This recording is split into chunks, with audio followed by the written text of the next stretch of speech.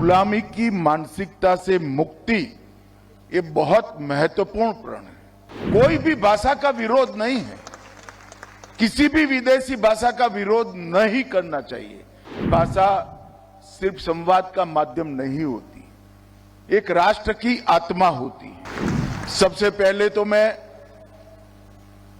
राजभाषा हिंदी और भारतीय भाषाओं के जितने भी प्रेमी हैं वो सभी को देश भर में जहां पर भी बैठे हैं वो सभी को बहुत बहुत बधाई देना चाहता हूं, क्योंकि आज दिन है राजभाषा विभाग की स्वर्ण जयंती समारोह।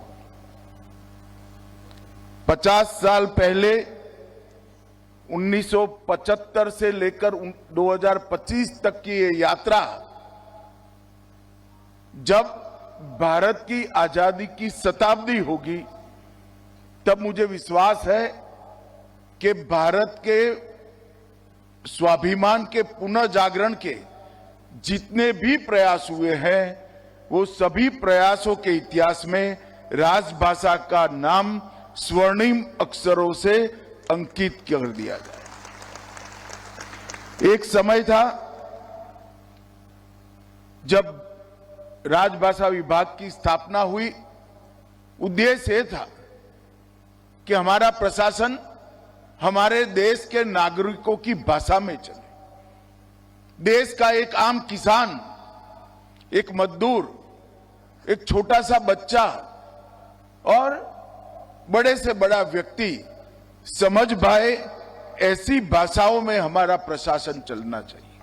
और ये लोकतंत्र के मूल उद्देश्यों में शामिल है कि देश का प्रशासन देश के लोगों की भाषा में होना चाहिए। और एक प्रकार से भारत के आत्मसम्मान को जागरूक करने के लिए भी भारतीय भाषाओं का उपयोग प्रशासन में हो, ये बहुत जरूरी था। क्योंकि कोई भी देश अपनी भाषा छोड़कर अपनी संस्कृति, साहित्य, इतिहास और जीवन के संस्कार, समाज जीवन के संस्कार, उसको चिरंजीव नहीं रख सकता। कोई भी देश ने अपनी चिति पर चलना है, अपने संस्कृति के आधार पर आगे बढ़ना है, आत्मसम्मान के साथ बढ़ना है, तो वो देश का प्रशासन अपनी भाषाओं में हो, वो बहुत जरूरी है।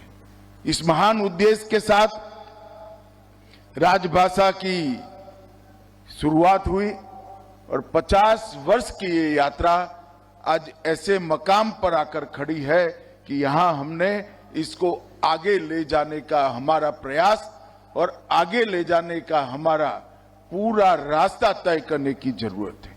संघर्ष, साधना और संकल्प, ये तीनों के आधार पर ये 50 साल की यात्रा को हमने आज समाप्त किया है। और ये पंच प्रण की बात प्रधानमंत्री जी ने जब आजादी के 75 साल हुए तब कही, उसमें गुलामी की मानसिकता से मुक्ति ये बहुत महत्वपूर्ण प्रण है। और जब तक व्यक्ति अपनी भाषा का गौरव नहीं करता, अपनी अभिव्यक्ति अपनी भाषा में नहीं करता, अपनी सोच, विश्लेषण और निर्णय करने की क्षमता को अपनी भाषा में नहीं गढ़ता, हम गुलामी की भाषा से, गुलामी की मानसिकता से मुक्त नहीं हो सकते। कोई भी भाषा का विरोध नहीं है, किसी भी विदेशी भाषा का विरोध नहीं करना चाहिए, परंतु आग्रह हमारी भाषा को महिमा मंडित करने का होना चाहिए। आग्रह हमारी भाषा को बोलने का होना चाहिए, हमारी भाषा में सोचने का करना चाहिए।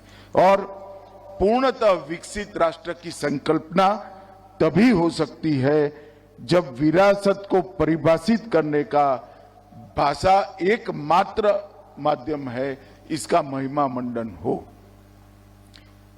जहां तक देश का सवाल है, भाषा सिर्फ संवाद का माध्यम नहीं होती, एक राष्ट्र की आत्मा होती है। हमारी जड़ें, हमारी परंपराएं, हमारा इतिहास, हमारी पहचान और हमारी जीवन संस्कृति, ये सभी भाषा से कटकर आगे नहीं बढ़ा सकते। और भाषाओं को जीवंत रखना भी इतना जरूरी है और भाषाओं को समृद्ध करना भी इतना जरूरी है। ये सभी प्रयास हमने आने वाले दिनों में सभी भारतीय भाषाओं पर के लिए और विशेषकर राजभाषा के लिए करने चाहिए।